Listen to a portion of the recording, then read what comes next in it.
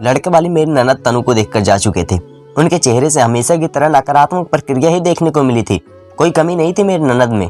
पढ़ी लिखी, कमाऊ, अच्छी किरदारी की, नेक्स्ट के बहुत अच्छे से कहे जाएंगे। ऐसे बड़ी बड़ी चमकाती आंखें जिसे इंसान एक बार देख ले तो उनमें डूब जाने का मन करे। लंबे काले बालों की लंबी चोटी की पतली कमर पर लहराती थी। ऐसा लगता था जैसे नागिन बाल लहरा रही है। रंगो तो ये सांवला है। नकारात्मक उत्तर मिलने पर सब यही सोचकर संतोष लेते कि कुछ कुदरत चाहेगी तभी रिश्ता तय होगा। लेकिन तनु बेचारी बुझ से जाती थी। उम्र भी तो कोई चीज होती है। इस मई को तनु पूरी 28 हो चुकी है। ज्यों ज्यों उम्र बढ़ती त्यों त्यों रिश्ता मिलना और कठिन हो जाएगा। सोच सोचकर मेरे ससुराल को रात भर नींद नहीं आती थी। लेकिन जिस तिस में भी संबंध नहीं जोड़ा जा सकता था। न कम से कम मानसिक सत्ता तो मिलना ही चाहिए। एक सांवले रंग के कारण उसे विवाह कर ले, कुएं में तो नहीं ढकेल सकते। सोचकर सास ससुर उसे विवाह करके कुएं में नहीं ढकेल सकते। यही सोचकर अपने मन को समझाते रहते। मेरे पति रवि तनु के साल भर बड़े थे। लेकिन जब तनु का रिश्ता किसी तरह से होने में नहीं आ रहा था तो मेरे ससुराल को बेटे रवि की शादी करनी पड़ी थी। तो हमारे लव मैरिज, मेरे परिवार वाले में भी मेरे शादी को लेकर अपने आप को असुरक्षित महसूस कर रहे थे। उन्होंने भी जोर दिया तो उन्हें मानना पड़ा। आखिर कब तक इंतजार करते। मेरे पिता रवि अपनी बहन तनु को बहुत प्यार करते थे। आखिर क्यों नहीं करते थे। वे तो बहुत अच्छी, इतनी प्यारी, पढ़ी लिखी और इतनी ऊंची पोस्ट पर की थी।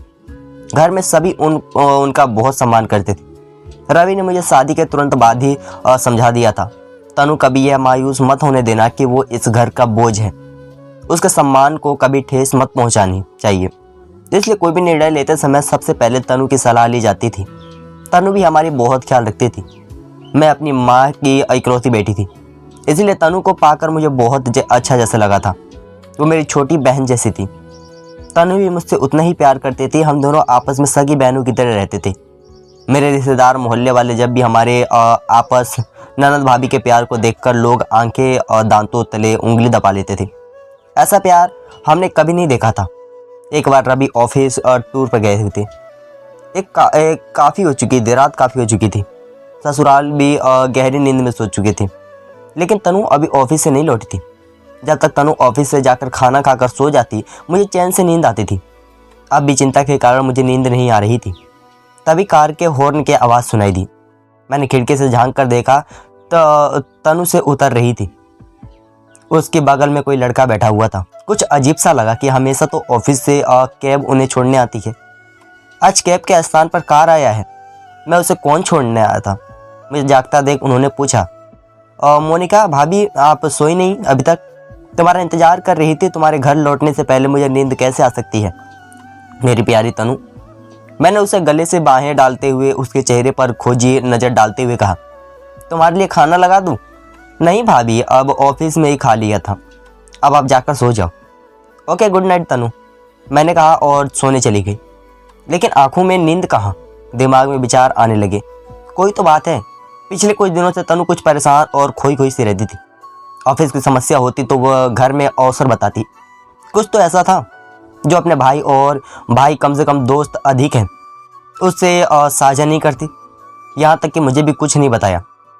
तनु तुम उसे दिल से सारे राज बताती है। फिर ऐसे कौन सी बात है जो तनु को परेशान कर रही है? और तनु ने मुड़ के भी नहीं बताई। और आज इतनी रात को देर से आना, वह भी किसी पुरुष के साथ। जरूर कुछ दाल में काला है। इसी पुरुष से विवाह करना चाहती तो पूरा परिवार जानबूझकर बहुत खुश होता। उनने सुख के लिए उनकी पसंद के किसी पुरुष को स्वीकार करने के लिए ताने की देर नहीं लगाएंगे। इतना तो मैं अपने विवाह के बाद जान गई हूँ। लेकिन बात कुछ और ही है जिसे मैं बता नहीं रही थी। लेकिन मैं इसकी तरह से जा रही होंगी। मैंने माँ से मन में किया कि फिर गहरी नींद की गोद में चली गई। सुबह 6 बजे आंख खुली तो देखा तनु ऑफिस के लिए तैयार हो रही थी। मैंने कहा, क्या बात है तनु, आज जल्दी? मेरी बात पूरी होने से पहले ही तनु बोली, हाँ आज ज़रूरी मीटिंग है इसलिए जल्दी जाना है। नाश्ता भी ऑफिस में कर लूँगी। देर हो रही है, बाय। मेरे कुछ बोलने से पहले ही वो तीर की तरह घर से निकल गई। बाहर जाकर देखा वही गाड़ी खड़ी थी। इससे पहले कि ड्राइवर को पहचानूं वह फुर्ती से निकल गई। अब वो मुझे पक्का यकीन हो गया था कि अवश्य तनु किसी गलत आदमी के चुंगल में फंस गई है। हो ना हो कुछ तो गड़बड़ है, मुझे कुछ जल्दी करनी होगी। लेकिन घर में बिना कोई किसी को बताए मुझे कुछ जल्दी करना होगा। लेकिन घर में बिना किसी को बताए वरना तनु अपने आप पर बहुत अपमानित महसूस करेगी। रात को वही व्यक्ति तनु को छोड़ने आया। आज उसकी शक्ल की थोड़ी सी झलक देखने को मिली थी, क्योंकि मैं पहले से ही घात लगाए बैठी थी। सास ससुर ने जब देर से आने का कारण पूछा तो बिना रुके अपने कमरे की ओर जाते हुए थके स्वर से बोली, ऑफिस में मीटिंग थी, थक गई हूँ, सोने जा रही हूँ। आजकल क्या हो गया है इस लड़की को, बिना खाए सो जाती है। छोड़ दे ऐसे नौकरी, हमें नहीं चाहिए, ना खाने का ठिकाना ना सोने का। माँ बड़बड़ाने लगी तो मैंने उन्हें शांत कराया कि चिंता ना करे, मैं उसे खाना उनके कमरे में पहुंचा दूंगी। वे निश्चिंत होकर सो गए। मैं खाना लेकर तनु के कमरे में गई तो देखा वो फ़ोन पर किसी से बातें कर रही थी। मुझे देखते ही फ़ोन काट दिया। मेरे अनुरोध करने पर उन्होंने थोड़ा सा खाया। खाना खाते हुए मैंने पाया कि पहले से विपरीत तनु अपनी आंखें चुराते हुए खाने को जैसे निकल रही थी। कुछ ही पूछना उचित नहीं लगा। तनु के झूठे बर्तन तनु के लाख मना करने पर भी उठाकर लौट आई। 2 दिन बाद रवि लौटने वाले थे। मैंने अपनी सास से शॉपिंग का बहाना करके घर से सीधे तनु के ऑफिस पहुंच गई। मुझे अचानक आया देख कर एक बार तो तनु घबरा गई। कैसी क्या ज़रूरत पड़ गई कि मुझे ऑफिस आना पड़ा। मैंने उसके चेहरे से भाव भापते हुए कहा, अरे तनु कोई ख़ास बात नहीं, यहाँ मैं कुछ काम से आई थी, सोचा तुमसे मिलते चलूँ। आजकल घर देर से आती हो, इसीलिए तुमसे मिलना ही कहाँ हो पाता है। चलो ना तनु, आज ऑफिस की छुट्टी ले लो, घर चलते हैं। नहीं बहस नहीं, बहुत काम है। बॉस छुट्टी नहीं देगा, पूछ कर तो देखो, शायद मिल जाए। अच्छा कोशिश करती हूँ, कहा तनु ने जबरदस्ती मुस्कुराने की कोशिश की। फिर बॉस के कमरे में चली गई। बॉस के ऑफिस से निकली तो वह भी उनके साथ था। अरे यह तो वही आदमी है जो तनु को छोड़ने आता है। मेरे मुंह से बेसखास निकला। मैंने तो चारों ओर नज़र डाली, अच्छा हुआ आसपास कोई नहीं था। दीदी को इज्जत मिल गई थी। उनका बॉस उन्हें बाहर तक छोड़ने आया, इस पर मुझे कोई आश्चर्य नहीं लगा। मैंने तनु को कूड़े दने के कहा, बाहर तनु, बड़ी शान है तुम्हारा तो बॉस तुम्हें बाहर तक छोड़ने आया। ऑफिस के सभी लोगों से को आपसे जलन होती होगी। वैसे एक बात तो है, तुम्हारा बॉस है हैंडसम, बहुत हैंडसम है। अगर तुम्हारे भैया से शादी ना ही होती तो मैं तुम्हारे बॉस से ही शादी कर लेती। मेरी मजाक पर तनु फीकी सी हंसी हंसती, कुछ बोली नहीं। सास के तनु को जल्दी आया देखकर बहुत खुश हुई। रात को सभी गहरी नींद में सो रहे थे कि अचानक तनु के कमरे में उल्टियाँ करने की आवाज़ें आने लगी। मैं उनके कमरे में तरफ लपकी। वे कुर्सी पर निठल बैठी थी। मैंने उनके माथे पर हाथ फेरते हुए कहा, क्या बात है तनु, ऐसा तो हमने कुछ खाया नहीं कि नुकसान करे। फिर बदहजली कैसे हो गई। फिर अचानक मेरा माथा थकना ही कहीं तनु, ये ख्याल दिल से आते ही मैं कांप गई। मैंने तनु के दोनों कंधे हिलाते हुए कहा, तनु कहीं तुम्हारा बॉस, सच बताओ तनु, इसीलिए तुम इतनी सुस्त, बताओ ना तनु, मुझ में कुछ मत छुपाओ, मैं किसी को नहीं बताऊंगी। मेरा विश्वास करो। मेरा प्यार भरा स्पर्श पाकर और सात्वंत भरे शब्द सुनकर तनु मुझसे लिपट कर फुट फुट कर रोने लगी और कहा, हाँ। मैं सिर हिलाने लगी। मैं संकेत आ गई कि कहीं ऐसी स्थिति ना हो गई। मैंने कहा, तनु तुम बिल्कुल मत घबराओ, मैं तुम्हारी पूरी मदद करूंगी, बस तुम सारी बात मुझे सुना दो। ज़रूर उसने तुम्हें धोखा दिया है। तनु ने धीरे धीरे कहना शुरू किया। ये बॉस नए ट्रांसफ़र होकर मेरे ऑफिस में आए थे। आते ही उन्होंने मेरे रुचि लेनी शुरू कर दी और एक दिन बोले, उनके माँ बाप की मृत्यु 2 साल पहले एक रोड एक्सीडेंट में हो गई। उनके घर में खाने के दौड़ता है, अकेलेपन से घबरा गए हैं। क्या मैं उनके जीवन में खालीपन को भरना चाहूँगी। मैंने सोचा शादी तो मुझे करनी ही है, इसलिए मैं उनके प्रस्तावना को स्वीकार दे दी। मैंने उनसे कहा कि वे मेरे मम्मी पापा से मिल ले, लेकिन कहा कि ठीक है। उन्होंने कहा ठीक है, वे जल्दी घर आएंगे।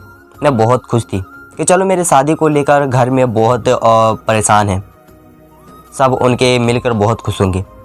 मेरे बॉस जिसका नाम रचित है, कुछ ही दिनों में उनके ऐसी मोहब्बत हो गई, उसके बिना जीने के बारे में सोच भी नहीं सकती। वे मुझे बाहर भी घुमाने लेकर जाते थे। रचित भी मुझसे कहते हैं, कि वह मेरे बिना नहीं रह सकते। एक दिन उन्होंने मुझे अपने घर पर आमंत्रित किया कि शादी से पहले मैं उनका घर तो देख लूं, जिसे मुझे भविष्य में रहना है। मैं उनके साथ उनके घर चली गई।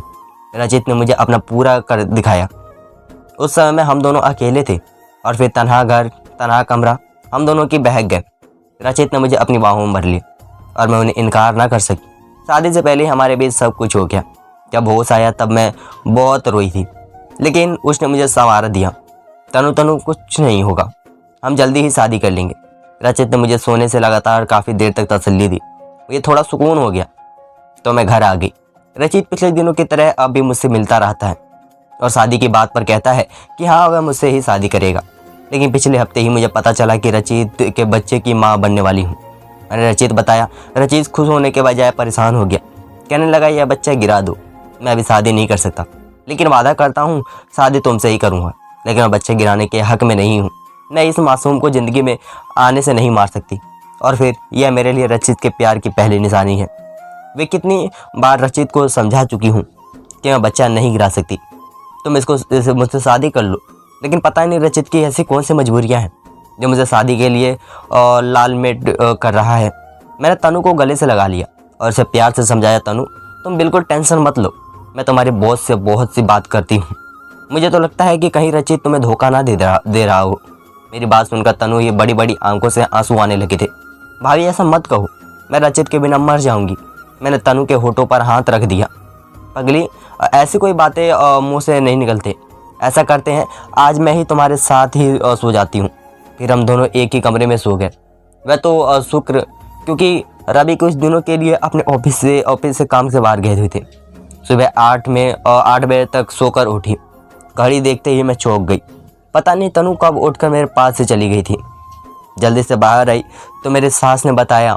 मैंने तो जल्दी से अपना नाश्ता किया, तैयार हुई और तनु के ऑफिस पहुंच गई।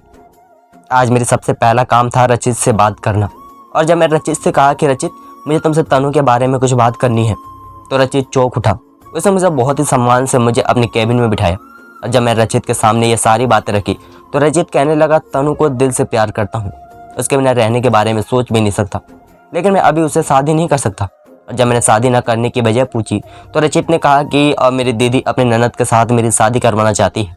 मैं अपनी दीदी को मना भी लेता, लेकिन मेरे जीजा बहुत ही सख्त मिजाज के आदमी हैं।